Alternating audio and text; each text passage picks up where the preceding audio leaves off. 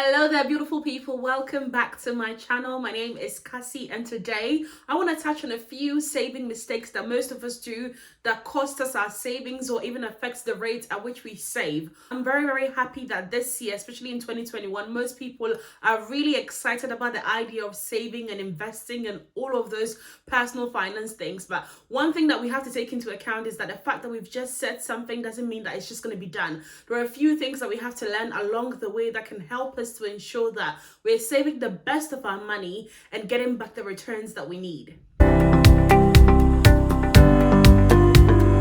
I'm Cassie, and this is Cass in Hand, a platform where I share information for individuals and entrepreneurs who are looking to level up their personal finance, take charge of their income, decrease their debt, and build wealth. Now, the first mistake that I see most people do when it comes to their savings is ensuring that their savings are easily accessible. One thing that you don't want to have access to at all is your savings, because that's money that you're locking away for a purpose or for some reason. And so if it's easily accessible to you in the form of having the card ready to you, or even being able to see it often on your bank statement, or even on your mobile account or bank account, it would really not help you at all, especially because you're constantly seeing how much is in there and you're constantly being tricked to be able to put that money to some sort of use. Okay, one thing that I can advise is switching to an online savings account compared to a brick and mortar bank. Example is Monzo, or most of these internet banks that have come up that are offering a better interest rate compared to the traditional banks. Of course, obviously, most of us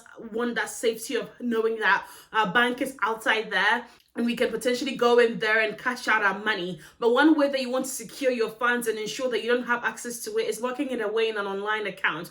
One other thing that I want to stress on is the fact that with online accounts, you're not easily able to take that money out and put it into another account. No, sometimes it takes up to 1 to 3 working days before you're able to do that. And so taking into account all the hassle that it takes for you to transfer that amount, most people even forget about even transferring it, which means that that money is locked away for good.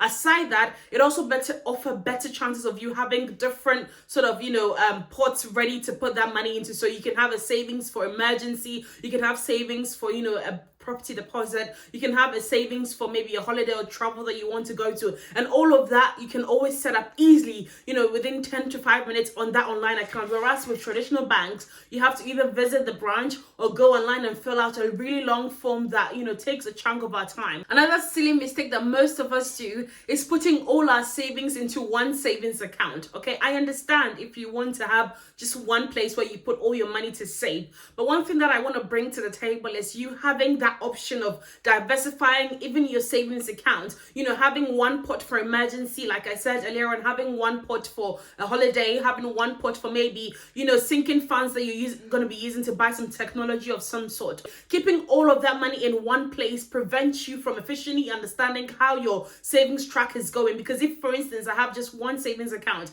and I've got £10,000 in there, how am I sure that out of that £10,000 I've got 5,000 for maybe property, or £1,000 for emergency, or 2,000 for a sinking fund, or such and such? Of course, it gets really overwhelming because you have got one place where all the money is going. Whereas if you've got different sort of savings accounts for all of these different purposes, it's easy to track. You're able to see how well you're going and efficiently do more to track your progress and ensure that you're hitting your targets even more.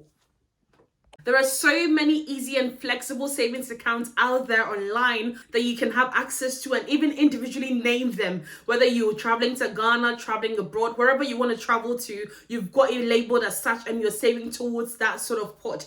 Offering that, accessibility for you to see, oh, okay, I'm 50% done with my savings towards maybe buying that technology, or my savings towards traveling to any other place, or my savings towards that property. It keeps you very motivated and make things much plainer for you compared to putting everything into one place. One of the biggest mistakes that most of us do, especially in this internet age, is taking everything that we see online and consuming everything without thinking about what it implies or how it affects us. I see most people put in a amount on how much they can save, or put in, let's say, £1,000 to be how much they need to save for the emergency fund. Of course, it's really amazing to start with 1,000, but the fact that someone has said you need £1,000 saved for emergency doesn't mean that that's all you need.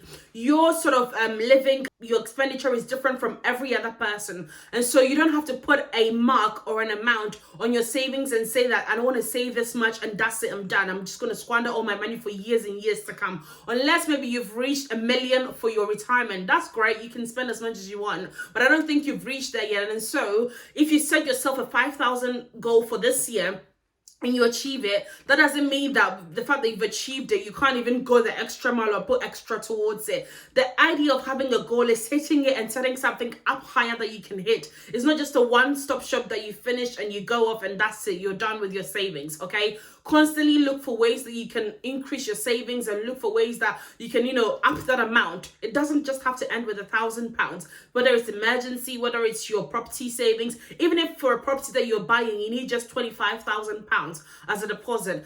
Aim to save at least 30 to 40 and see where that could carry you. It could limit the age that you have to pay your mortgage for, or you could even use it to pay for the other extra charges, administrative costs that may come up, okay? Never ever just say, I've saved 5,000 for the year, that was my goal and that's it. There's nothing like having too much savings, okay? It will do you good to have more rather than less. Another silly mistake that most of us do is setting unrealistic goals for a period of time for our savings, okay? Just like you, we all need that motivation every now and then to be able to kick our butts off and do the work that we need to do. I've personally set myself a target of having 5,000 by the end of 2021, and maybe you probably don't earn as much as I do, or you earn more than I do. The fact that I've set that goal doesn't mean that you have to set the same goal. You really need to consider your circumstance, your financial health at the moment, see how your expenditure is going, check your budget, and set a goal that is really attainable and realistic. One thing that you can prevent yourself from doing is entering into a situation where you're not hitting your goal and you give up. If it's 30K that you earn and you think you can save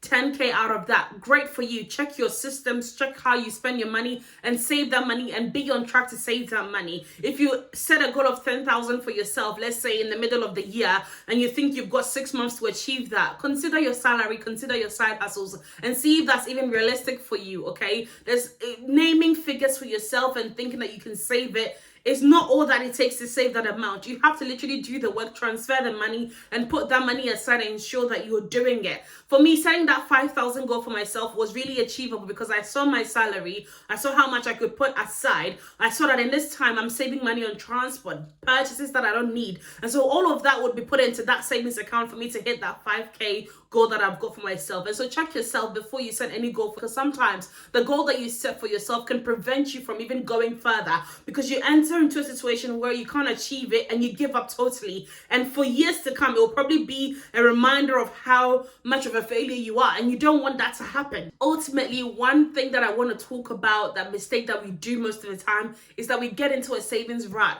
where, because we've set a direct debit or some sort of standing order to go into our savings every month, and if that's 200 or 150 or 300, we're okay with that. And for years and years and years, most of us, because we've got that set up, we don't even look into ways that we can improve that savings or increase that savings. And so we keep that amount going for years and years and spend all the extra money that we could have probably put into that savings. The fact that we've got one savings going doesn't mean that we can't always improve it, okay? So if you're constantly depositing £200 into your savings, look for ways that you can even cash in more and put about 300 1 month, okay? There's nothing like aiming or upping up your savings at a given month that would, affect you in any negative. If anything, it would help you to know that you can even do better and do more with your savings, okay? So if this month you've had £50 extra, put that towards your savings. If it's £20 extra, put that towards your savings and keep the minimum going as well. Don't just say because you put 250 this month, next month you're going to reduce it to 150 instead of the 200 that you usually put.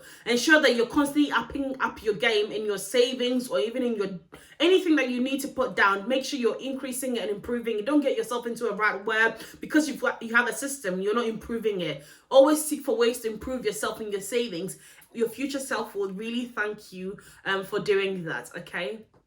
Ultimately, our goal and our dreams are always to ensure that we've saved up enough for emergency situations, for our retirement, or for things that we need to buy.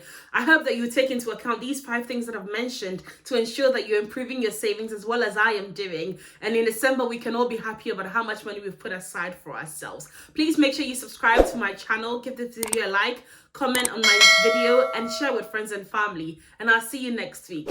Bye, guys.